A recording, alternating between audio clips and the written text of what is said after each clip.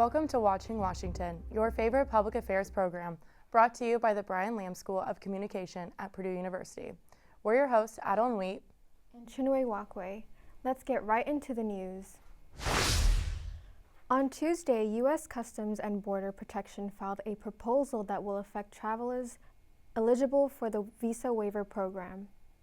Requirements for the electronic travel authorization have been updated. Now, travelers will have to share 5 years' worth of social media information, as well as phone numbers, emails, and addresses from the last 10 years, and the personal information of their parents, spouse, siblings, and children. The State Department says social media will be vetted for, quote, hostile attitudes towards our citizens, culture, government institutions, or founding principles, end quote. The goal is to protect the U.S. from foreign and domestic terrorists and fraud. The travel industry has expressed opposition to the potential changes, and over 20 businesses have signed a letter. Their main concern is that the increased requirements will discourage tourists during the World Cup in 2026. President Trump and Ukrainian President Volodymyr Zelensky met to discuss the U.S. peace proposal, but the proposal was rejected by Zelensky. Zelensky met with several European leaders to discuss their counter-proposal. The biggest sticking point in negotiations is whether or not Russia will receive any Ukrainian land. Zelensky and his European allies are adamant that Ukraine will not give up any land to Russia. Another sticking point in negotiations are U.S. security guarantees to keep Russia at bay after a deal is agreed upon. Trump has so far refused to agree to these guarantees. Zelensky stressed the importance of unity in creating a long-lasting ceasefire and peace.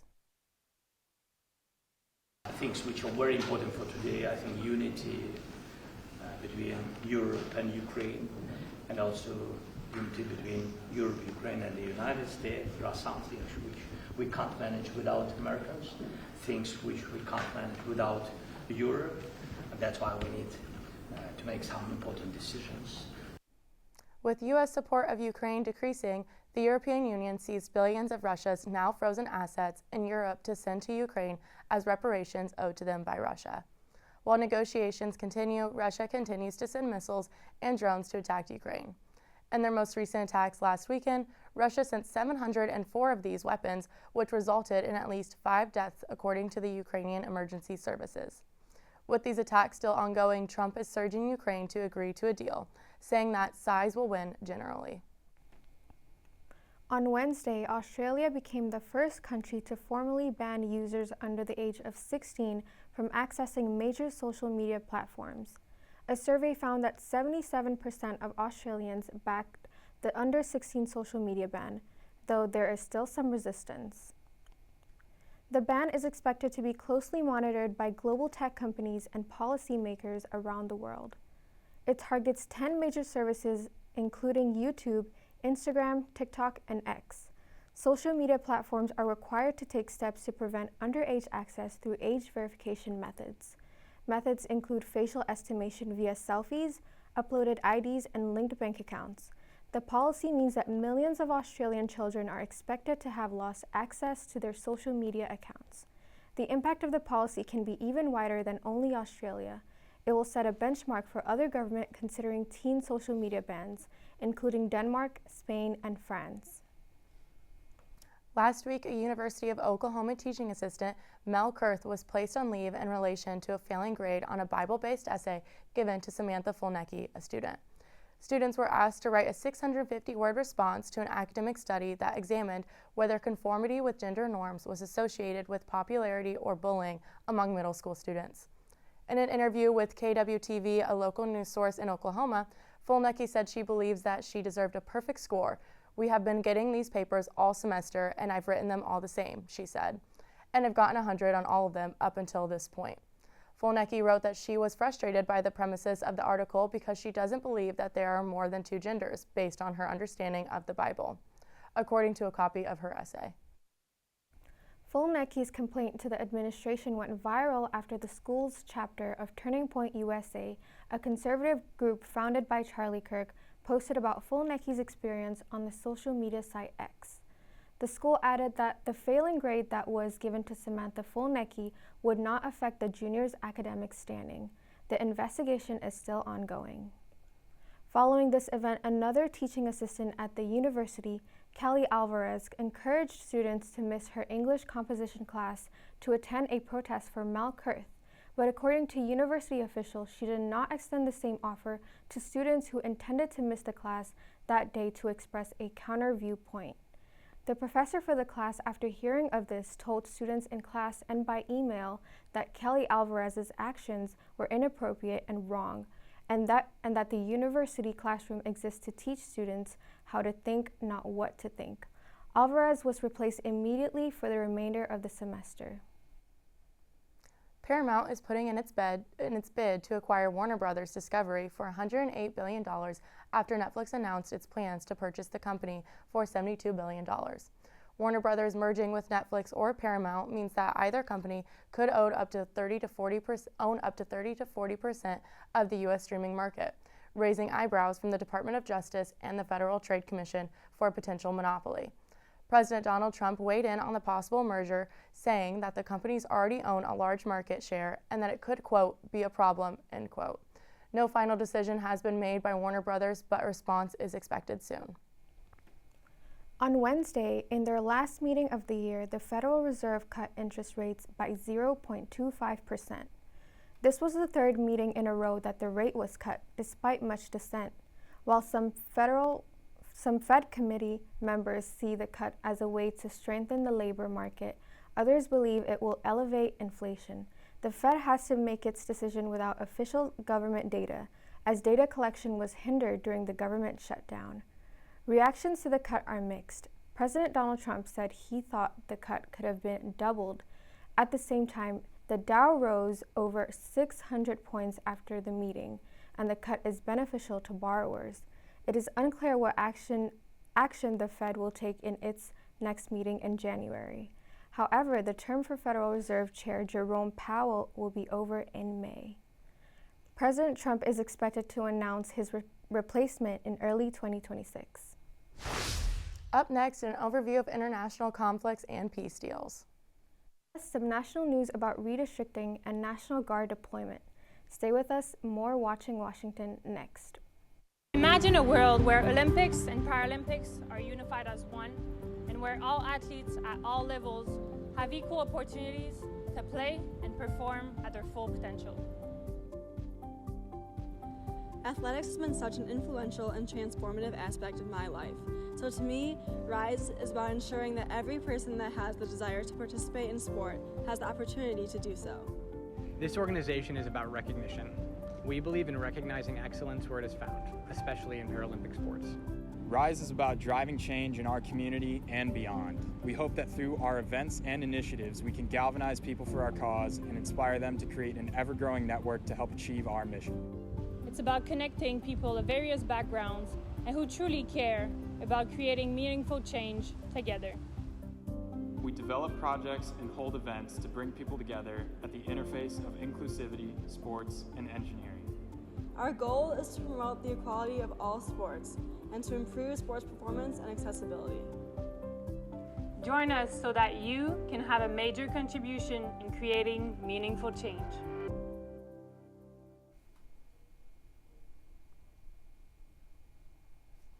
Two of U.S. President Donald Trump's agreements aimed to ending global conflicts are at high risk of collapse. Last week, President Trump hosted leaders from Congo and Rwanda in Washington to sign a deal aimed to end lengthy conflict. However, less than a day later, fighting on the ground has continued. According to analysts from NBC, quote, U.S. diplomacy paused escalation of fighting in eastern Congo, but failed to resolve core issues with neither Congo or Rwanda fulfilling pledges made in the agreement, end quote. Fighting has also surged between Cambodia and Thailand, despite a ceasefire pact brokered 2 months ago in Malaysia. The deal has been on shaky ground for a few weeks, but when 2 Thai soldiers were injured in a weekend skirmish, fighting exploded. Thailand's foreign minister responded to the fighting in a recent interview. Well, we'll continue with the military operation until we feel that our sovereignty and territorial integrity are not challenged.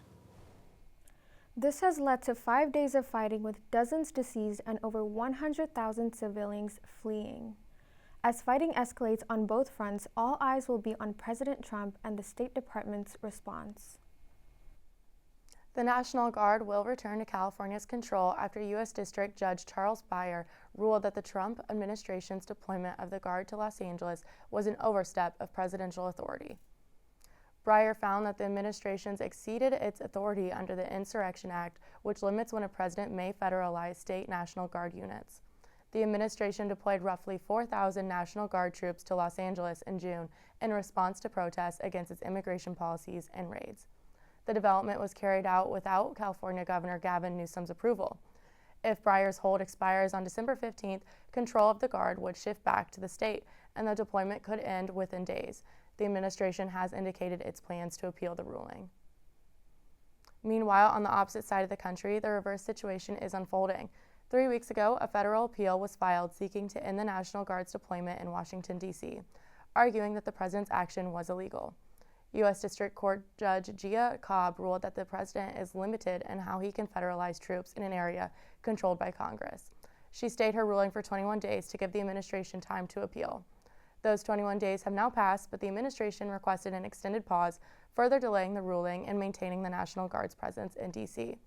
Unlike California, Washington, D.C. is a federal district, giving the president border but not unlimited authority over its National Guard.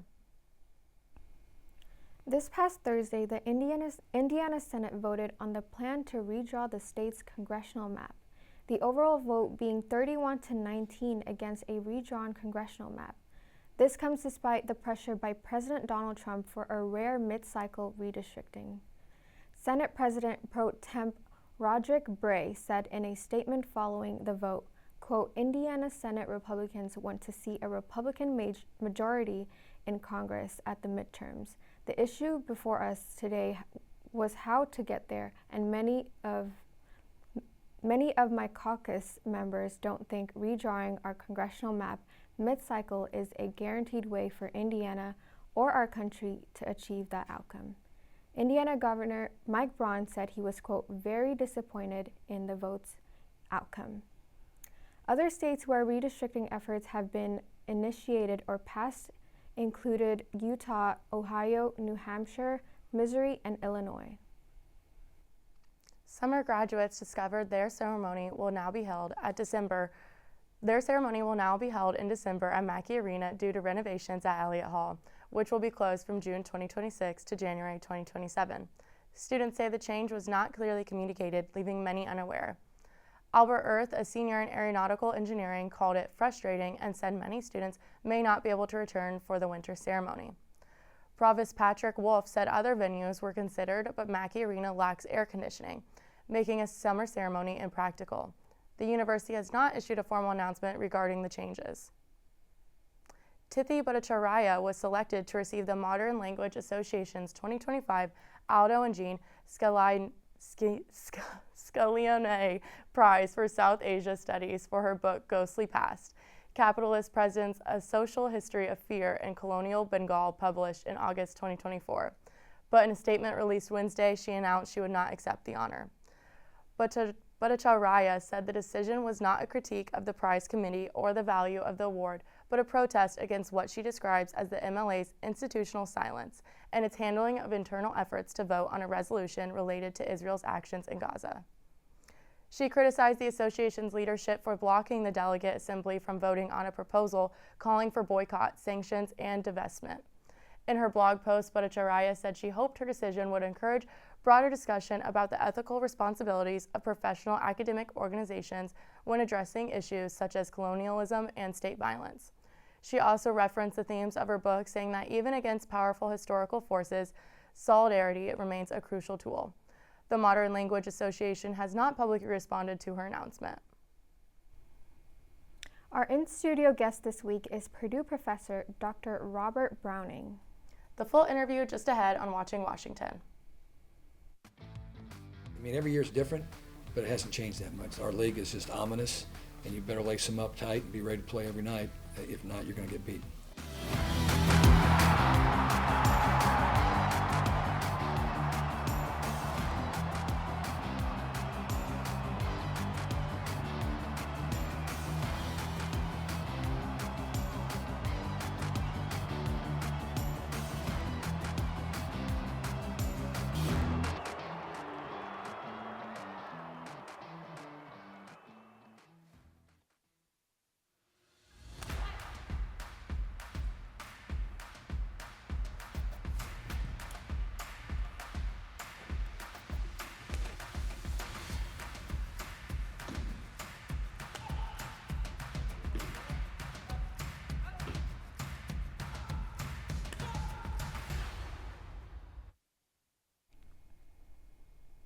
We have a special guest with us in the studio this week.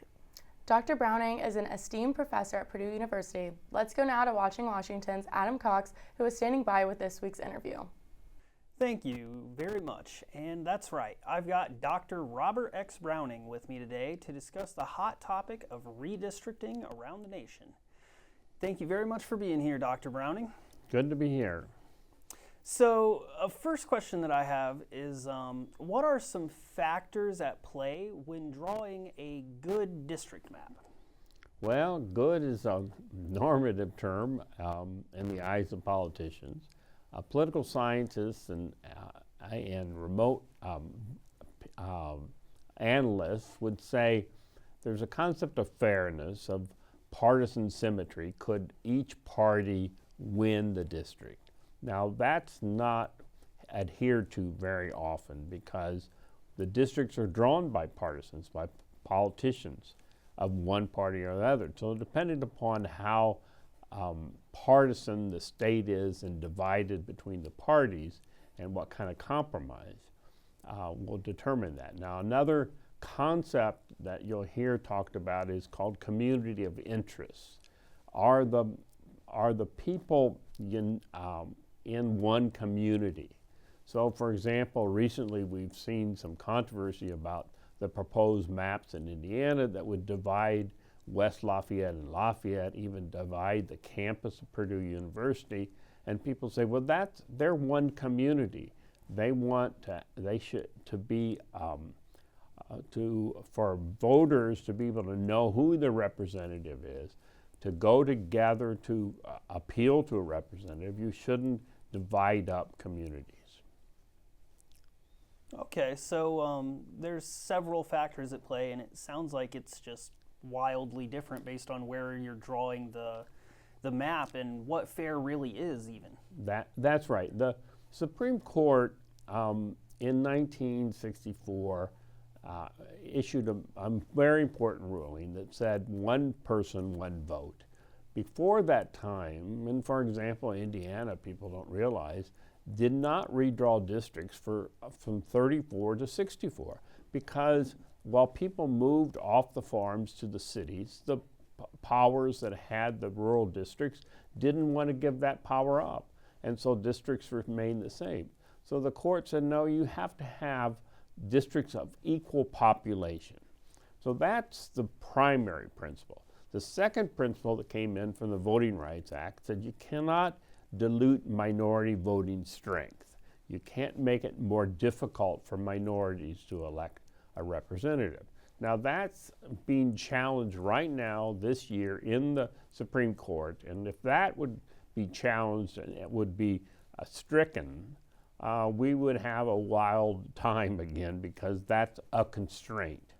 But the court in 1964, one of the justices said, we are entering a political thicket because they were uncertain how they would determine fairness. And even up until the recent years, they have shied away.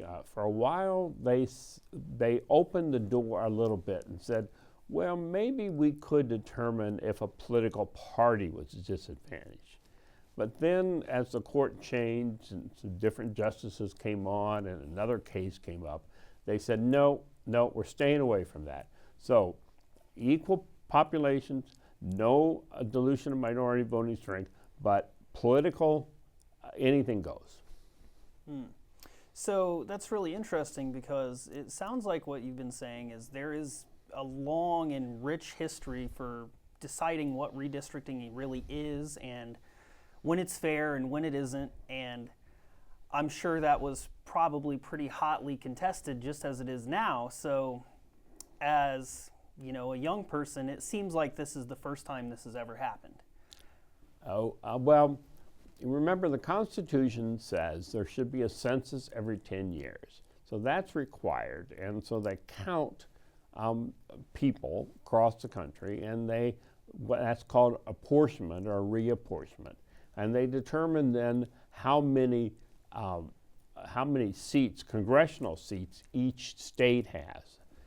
So then the state gets those numbers, usually in right after in like at 2000, 2001, and they draw districts for 2002. And those districts usually last for 10 years, and then there's another census and it repeats.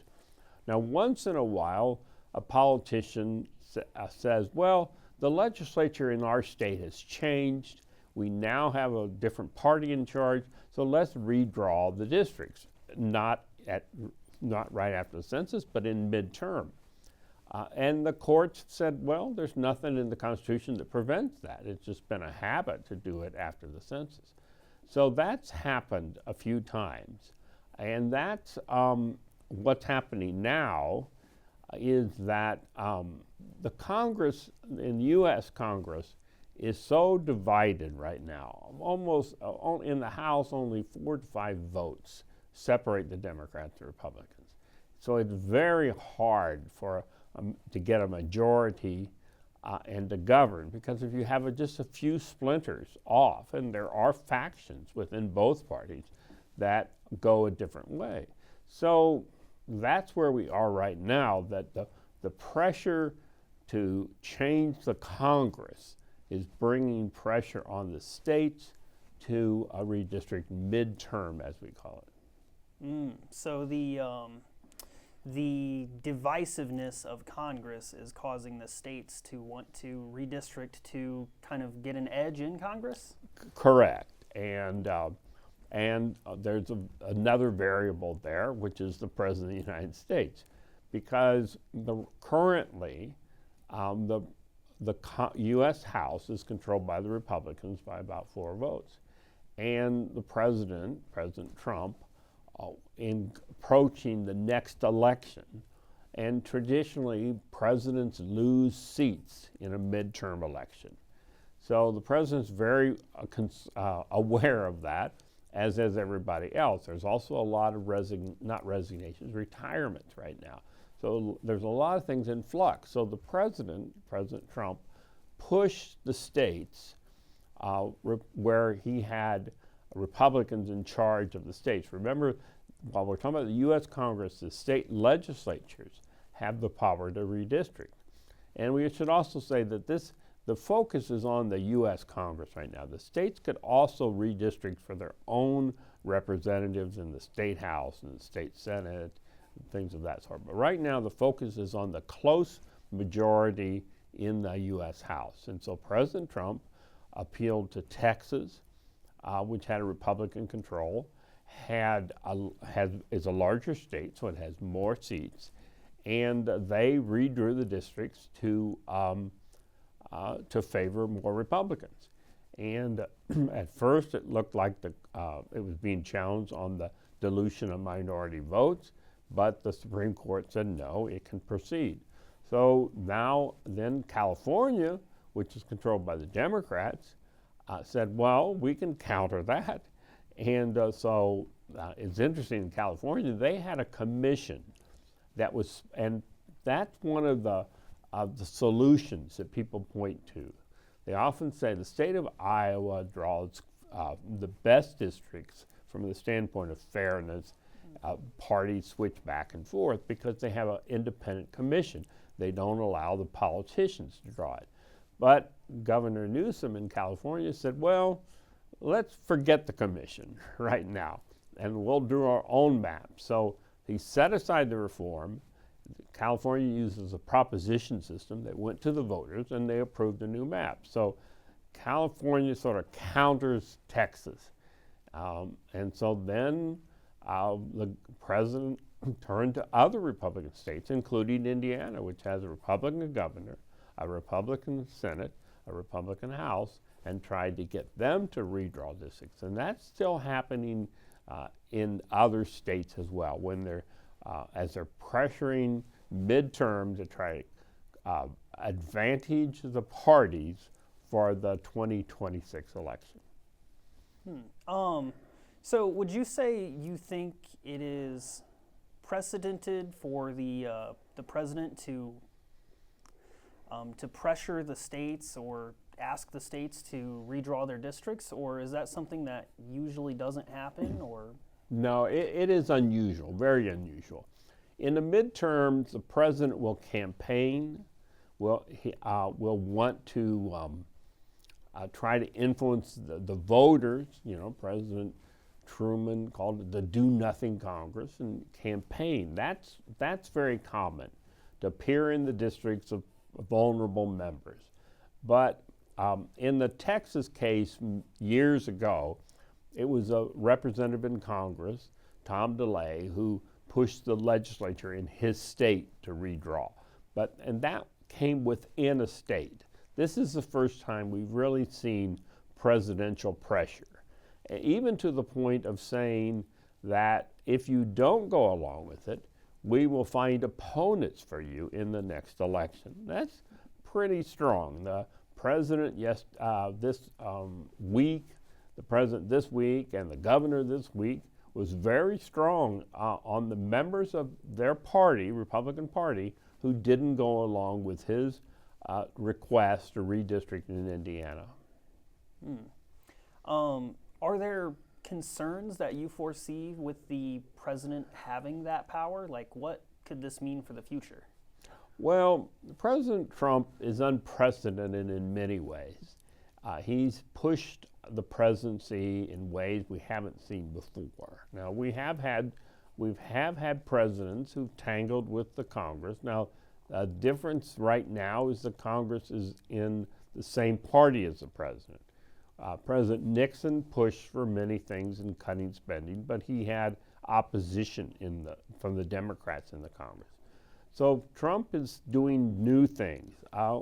We don't know what the next president will take. Certainly, depending upon whether the Supreme Court limits this president in the tariff case or in the firing of executive appointments, that will put some limits, and then it will be sort of up to whether the next president, whether they be a Democrat or Republican, tries to tone things down and not be as assertive as President Trump has been. Does it look like the Supreme Court is going to work to establish limits, or thus far have they just kind of let the president do what he wants? So far they have, but the game isn't over yet. The court issues temporary stays, and those stays have been in the president's favor mostly. And there's one case, I think, or two cases they probably went against the president. Then they argue the cases, and that's what's happened now. That the tariff case, which the opponents argue is a congressional power that the president has unilaterally asserted, the power to fire an executive agency, not a cabinet agency, but what we call regulatory agency, like the Federal Trade Commission, has been argued. The way the court works slowly, they take the cases. They often don't rule on major cases until June, but there's some speculation that they might rule early to establish some precedents. But right now, the court watchers just say they watch the arguments, they think the arguments are going in the tariff case against the president, they think in the firing it's going for the president, but they base that only on the questions that the justices ask. But so far, we just don't know. So one thing I think I should ask, to just generally be fair, is are there legitimate reasons for these states that have redistricted so far to be redistricting from the point of fairness? Like, was Texas overdue for one in a sense? Has there been a demographic change? Well, we don't have, we base it on a census every 10 years. So we don't have new data. There aren't censuses in between the 10-year census. They do surveys, what we call population surveys, and they can find some movement of people. But it's mostly they look back at what party drew the original districts, and were is that considered? Remember, fairness is in the eye of the party. Right. And so if the other party says, well, we now have changed the makeup of our legislature and we can reverse what we did, that's what's happening. Okay, well, that is all the time we have today for an interview. Thank you very much to our guest, Dr. Robert Browning, for being with us here today. And thank you for watching. See you next time on Watching Washington.